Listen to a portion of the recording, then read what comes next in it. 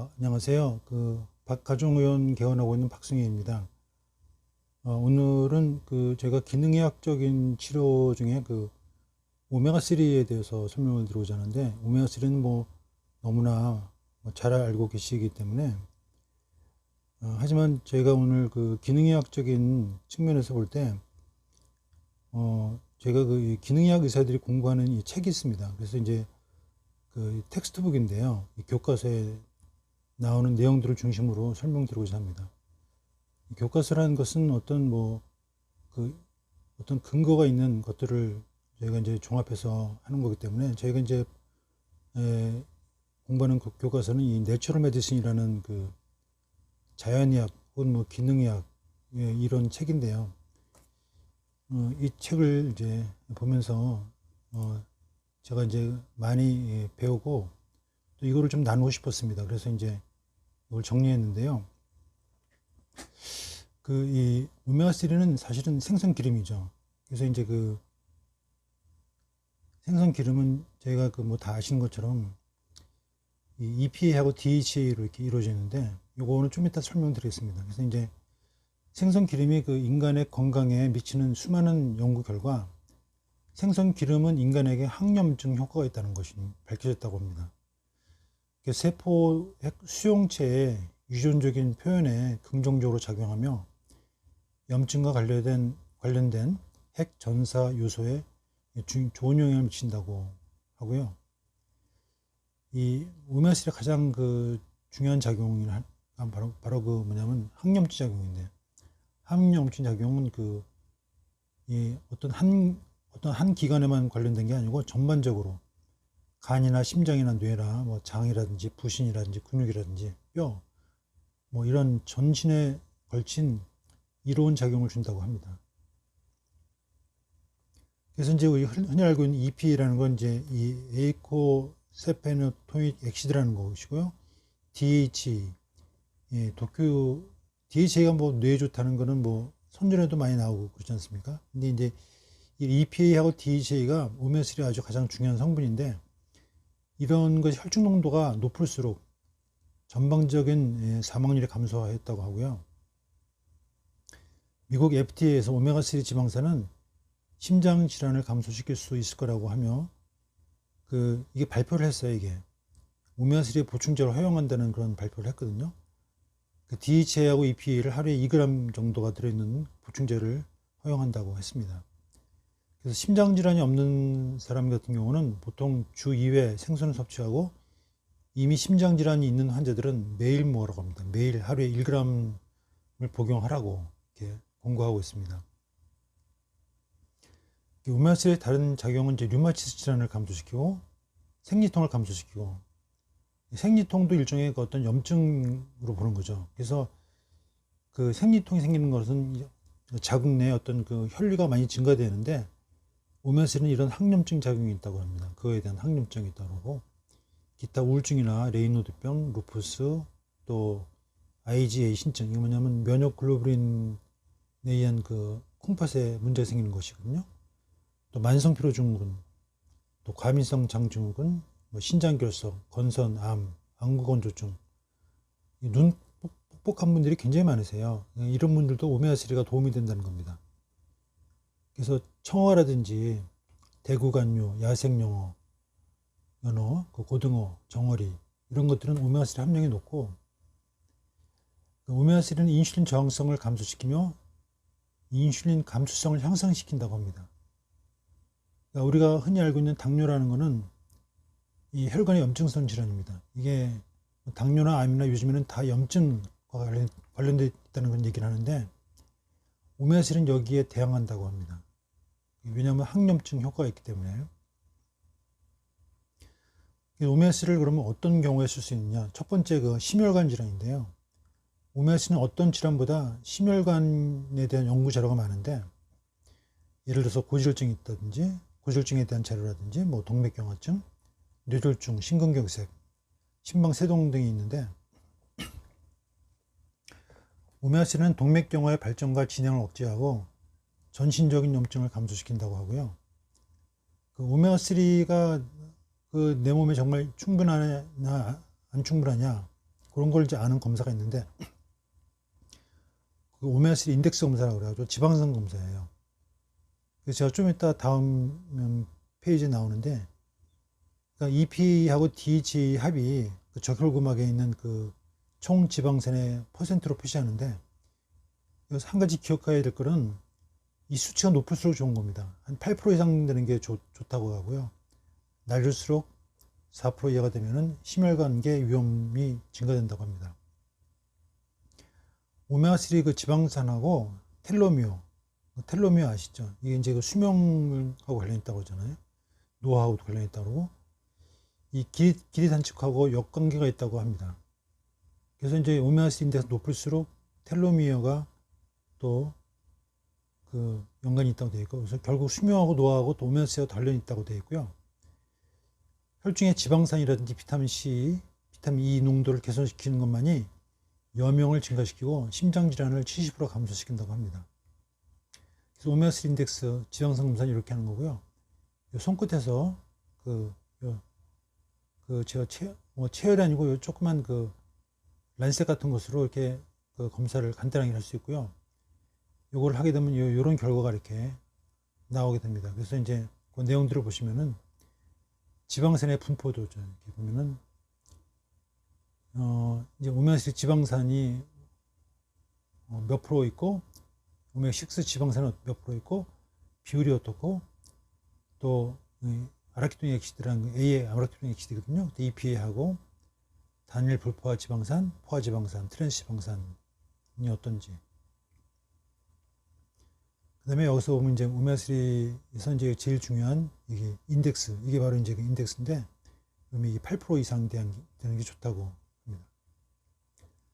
그래서 우리 뇌는 사실 상당히 많은 부분이 지방으로 이루어져 있는데요.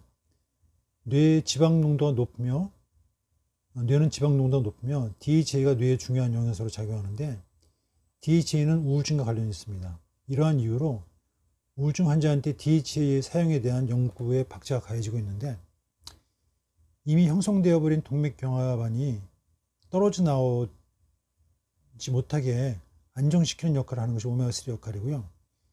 EPA 농도가 높아질수록 동맥경화증의 안정성이 커지는데, 이거는 아까 말씀드린 것 같은 항염증 효과 때문에 그렇습니다. 그러니까 항염증을 일으키려면 그 T셀 이런 세포들이 이렇게 막 모여서 문제를 일으키게 되는데, 이거를 차단하는 역할이 오메가3 역할인 거죠. 그 다음에 그 고지방에 대한 오메가3 효과를 보면은, 오메가3는 중성지방을 감소시키는 역할을 하는데, 이거는 용량 의존적이라고 합니다. 즉, 고용량을 줄수록 중성지방이 더 많이 떨어진다는 거죠. 그런데 이런 효과가 그 식물성 오메가3, 플렉시드 오일 많이 드시는데, 이런 걸 먹어서는 효과가 나타나지 않는다고 합니다.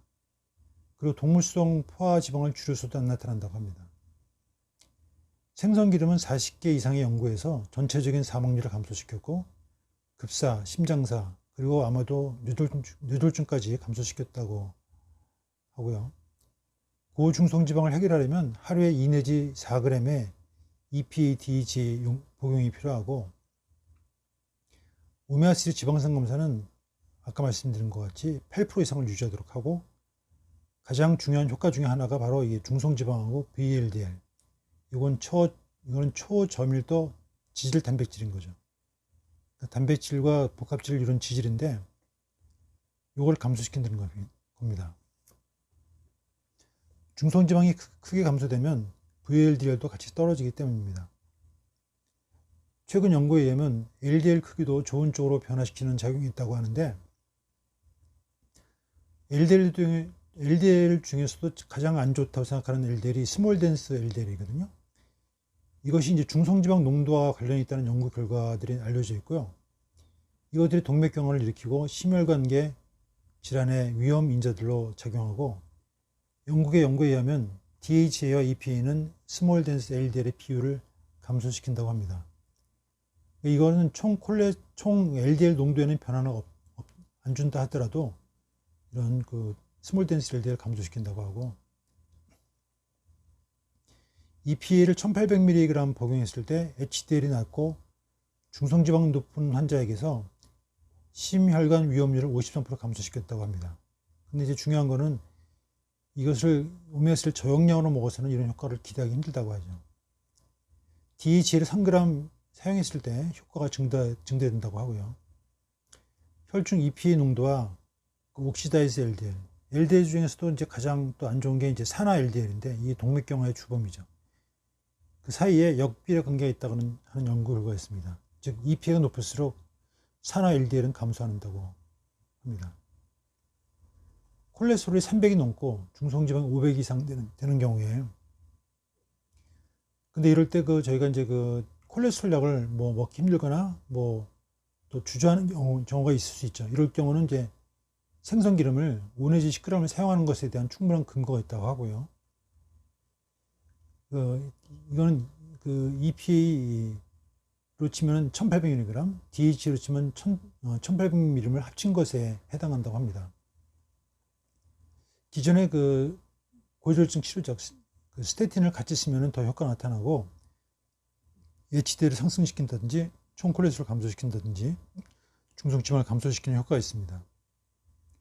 뇌졸중에 대한 연구를 보면 헬스 프로페셔널 팔로우업 연구에서 12년간 추적 조사를 했는데 한 달에 생선을 한 번에서 3번 정도 먹은 남자들하고 한 번도 안 먹은 남자들 대상으로 연구를 진행했는데 허혈성 뇌졸중, 그러니까 이제 뇌졸중이 두 가지였죠. 하나는 뇌로 혈관이 가는데 막혀가지고 이렇게 막히는 경우가 있고, 하나는 터지는 경우가 있는데, 막히는 거를 이제 허혈성이라고 그러죠. 피가 못 가는 거. 그다음에 출혈성은 혈관이 터진 거. 그 연구에서, 허혈성 연구에서, 그러니까 전자그룹, 즉 생선을 많이 먹은 사람들이 상대 위험도가 생선을 적게 먹은 사람들보다 0.57, 그러니까 훨씬 중풍이 덜 발생했다는 겁니다. 그러니까 잘 안 먹은 사람들을 일로 쳤을 때 거의 43%가 감소됐다는 거죠. 이걸 먹은 사람들은, 생선을 자주 먹은 사람들은. 1995년도에 연구에서 일주일에 생선을 5번 이상 먹은 남자들은 주에 1회도 생선 안 먹은 사람들보다 중풍이 40% 낮게 나타났고요. 비슷한 결과죠. 이는 여자에게서도 분명히 나타났는데, 하버드 대학 연구에 의하면 약 8만 명의 30대 중반에서 50대 후반의 여성 간호사들 대상으로 14년간 추적 검사를 했다고 해요.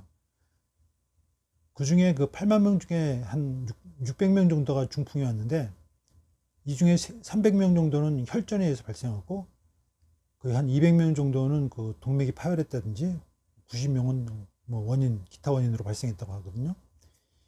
이 여성들 중에 생선을 주 1회 섭취한 경우 중풍 위험도가 22% 낮았고요.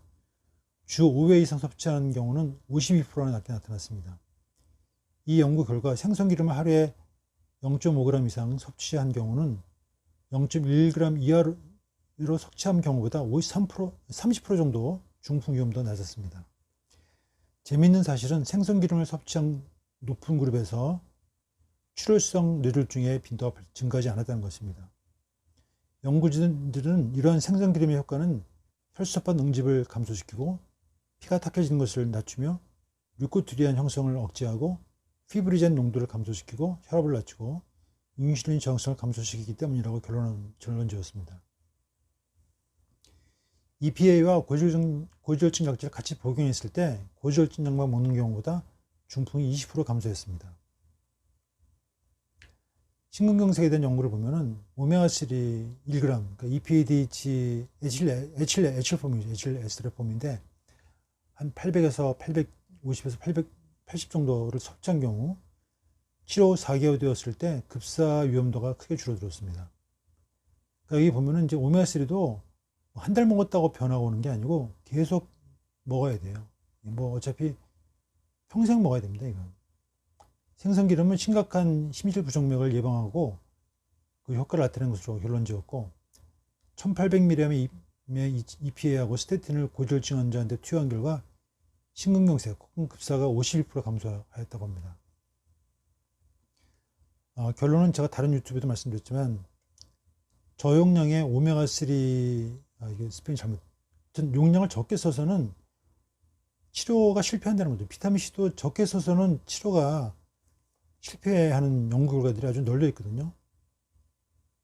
고용량을 쓸 때 효과가 나타나고 또 지속적으로 했을 때 효과가 나타납니다. 오메가3를 고용량을 쓰면 심장 근육에 작용해서 심근경색 후에 부정맥, 이게 사실 심근경색하고 온 다음에 그 부위가 이게 죽잖아요. 그 부위가. 그럼 이제 이 근육들이 이렇게 변성이 되거든요. 그럼 거기서 이상한 전자파가 나오는 거예요. 전자가 안정된 전자가 아니고 이게 변형된 근육에서 막 이상한 그 부정맥이 막 툭툭툭 생기는 거죠. 그러니까 거기서 그 부정맥이 생기는 건데 그걸 예방하는 효과가 있다고 합니다. 당뇨병 환자한테도 생선기름은 쇄골화 동맥, 이거 쇄골화 동맥이란 뭐냐면 이 쇄골 있잖아요. 쇄골 민요할 때 그 쇄골.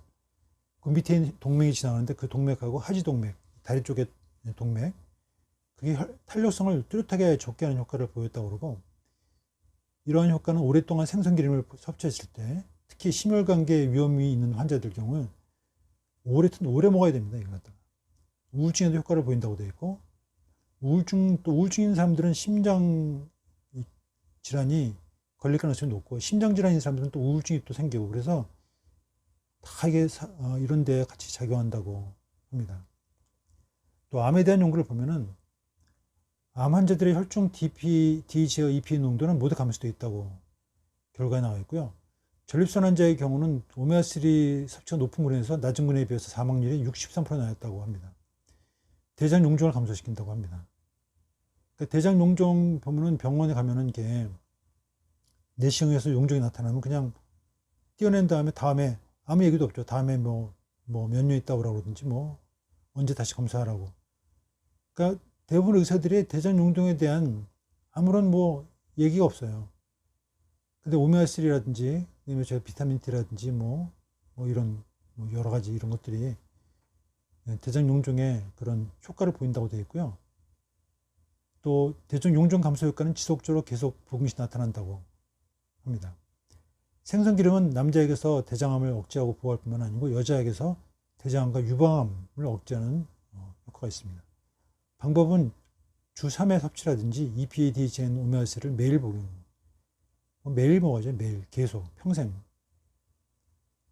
암 악액질. 이건 이제 악액질은 정말 못 먹어서 완전히 마르고 그런 분들이죠. 아주 수술이 불가능한 췌장암 경우도 체중을 보존하는 효과가 있다고 하고요. 체중 증가 및 식욕 개선 효과가 있고 평균 8개월 정도 수명이 연장됐다고 합니다. 항암 치료받은 그 환자들에 비해서 췌장 환자들 평균 수명이 4개월인데 비해서 용량은 EPA, DHA 함량이 2730ml. 이게 굉장히 고용량이죠.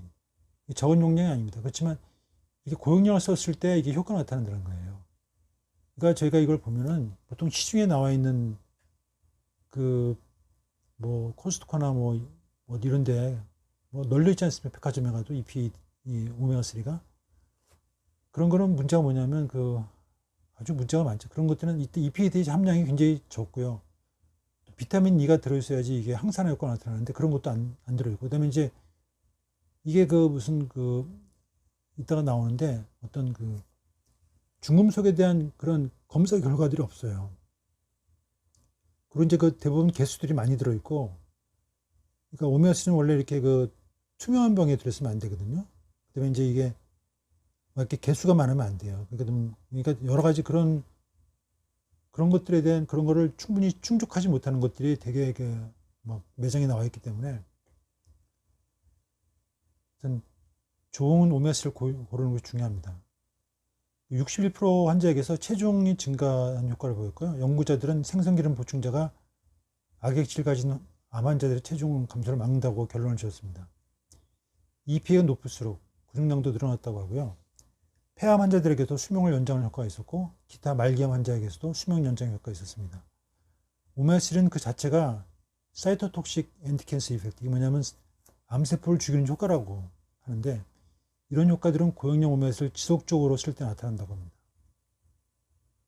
그 다음에 퇴행성 뇌질환, 그러니까 치매 같은 거에 대한 연구를 보면은 뇌에는 사실 DHA가 이제 중요하다고 하는데, DHA 농도를 죄송합니다. 스펠링이 잘못된 높게 유지한 경우 치매 발생이 60% 감소했다고 합니다.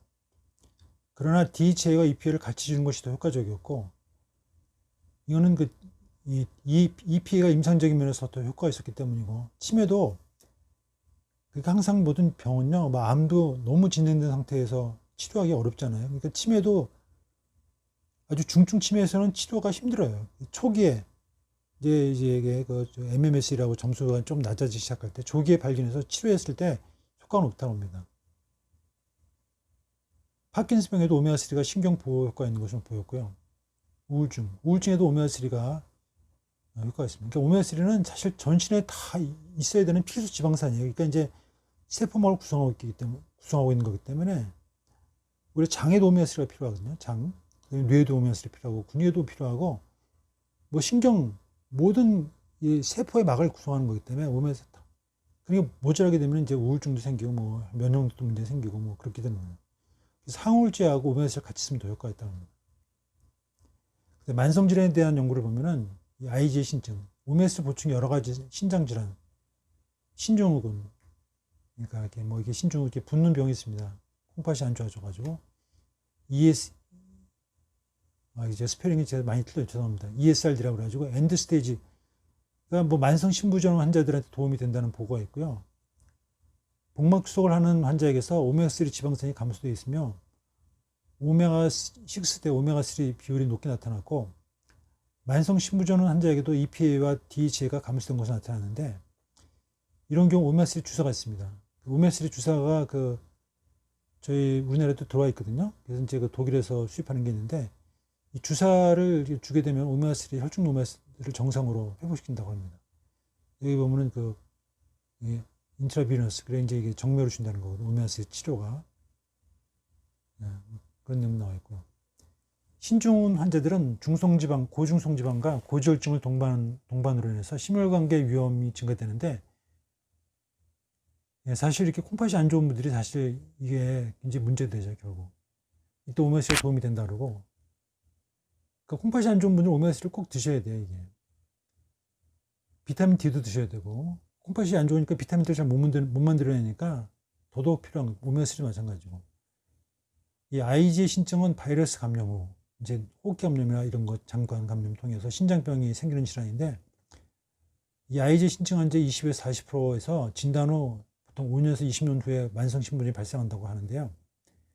메이오 클리닉에서 하루에 EPA하고 DHA 3.3g을 계속 준 결과 오메가3를 먹인 그룹에서는 혈중 크레아틴이 0.03인 반면에 안 먹인 그룹에서는 0.14mm가 매년 올라갔다고 합니다. 4년 후에 오메가3를 복용 안 한 그룹에서 40%에서 ESRD, 만성 신부전으로 사망했지만 오메가3를 복용한 그룹에서는 10%만 사망했다고 합니다.